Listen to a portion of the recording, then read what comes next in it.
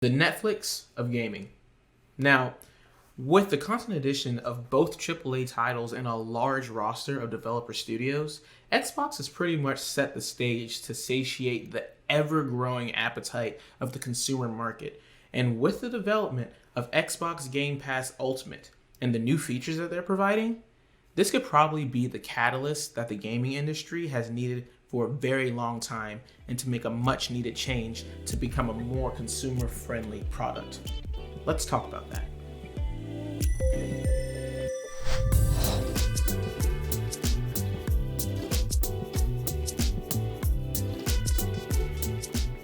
Ladies and gentlemen, welcome back to the studio. My name is Cryptic, and we like to talk about gaming and gaming tech around here. And Xbox, especially their Game Pass Ultimate, has made it to the radar, and we're going to talk about that a little more because I think this thing is probably the best value ever in the gaming market that we've ever seen. Now, PlayStation just had their release with it was a PlayStation Play, State of the Play, I believe is what it's called, the PlayStation State of the Play. They just had that, and they were talking about the things that were coming to PlayStation 4, but not too many things that were coming to PlayStation 5. Okay. But with that coming out, everybody was a little disappointed that there isn't more news coming out on the PlayStation 5. And then Xbox is also still holding back some information. We still don't know the price on either one of these consoles.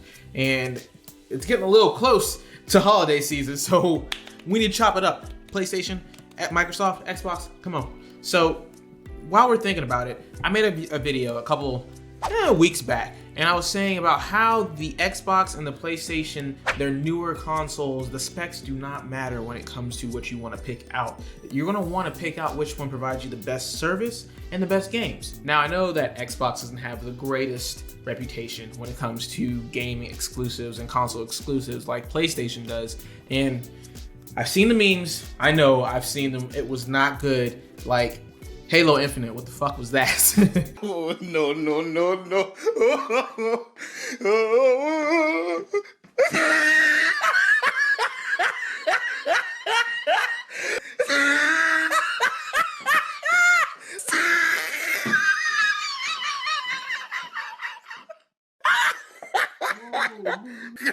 That was just, but when it comes to the actual service that Xbox provides you, it's probably the best value on the entire market. I mean, look at the things that they've already put out. You have Red Dead Redemption on Xbox Game Pass. You have all of their console exclusives that are coming out, including Halo Infinite.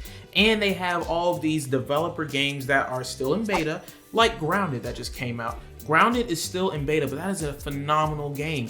Ark Survival Evolved, also a phenomenal game, but that was in beta for what, like 3 years, 4 years. That game took a while to come out of beta. But Xbox Game Pass provides a hub that's not only great for the consumer, but it's great for the developer. You get all these developers in, and now all of a sudden you have a platform that people can just scroll through, and you can see all these games. You have no barrier to entry. You can just go ahead into these games and try them out. You don't have to pay the $2. You don't have to pay the 99 cents like you see on the Nintendo Online store or on the Steam store where you have all your Steam sales. You could just go ahead and get right into it and start playing these games because it's already built into your subscription. It's built into your subscription. So it's already built into your subscription, and you can just go ahead and access these games, and if they take off, they take off.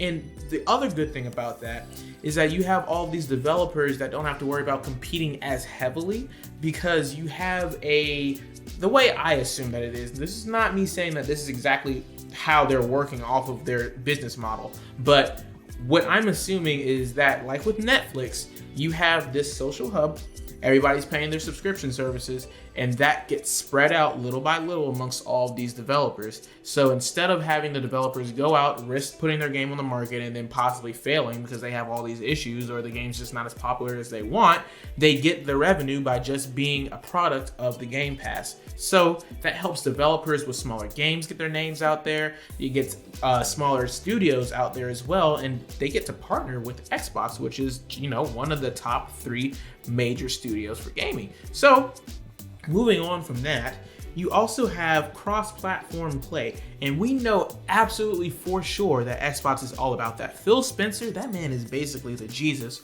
of the gaming industry because he wants everybody to enjoy everything. And he is the most open advocate that I've seen out of all of these gaming studios for cross-platform open play.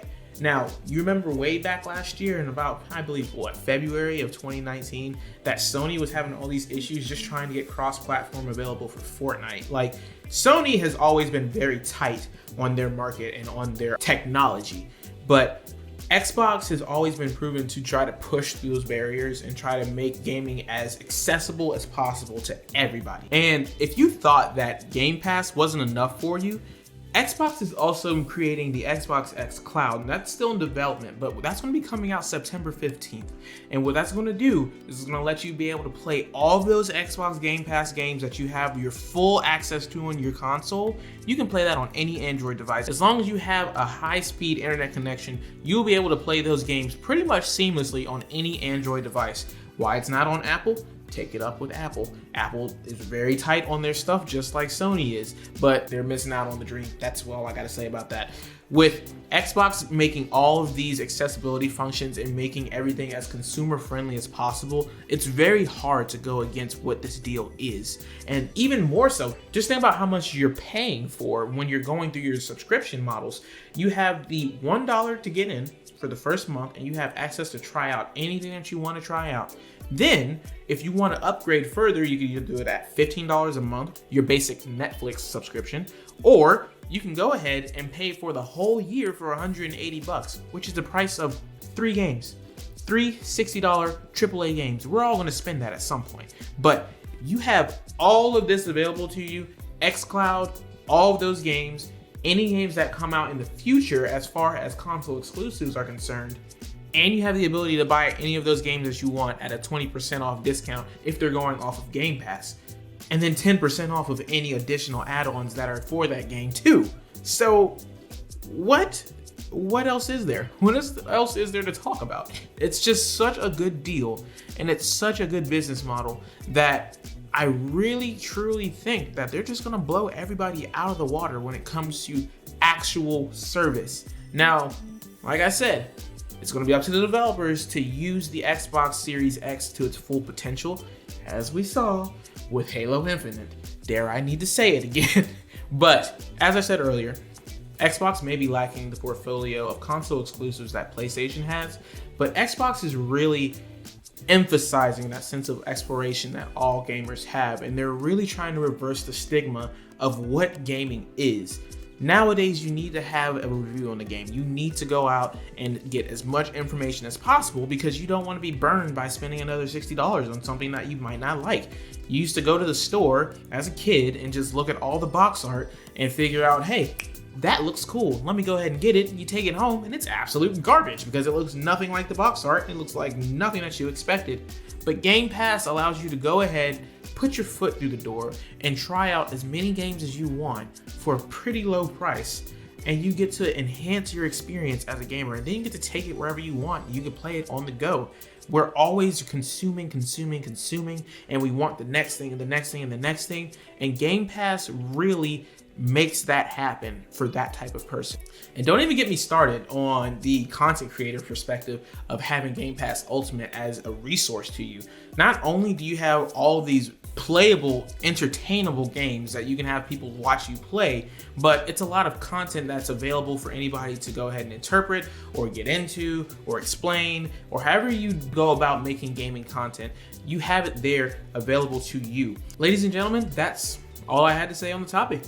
What I wanted to get across to you mainly is that no matter which direction you go with this gaming generation that we're getting into this holiday season, know that Xbox is not only providing a powerful gaming console, but a powerful gaming service. And that in itself is definitely worth your time. Now, if you guys want to talk about it some more, let me know in the comments below. What are you thinking about getting this console generation? Do you think that Xbox probably is going to change the way the gaming industry works? And if you want to talk about it more with me, you can always meet me on my social links, which are going to be in the comments below. And you can always catch me on stream. Until the next time, guys, I'll see you in the next one. Peace.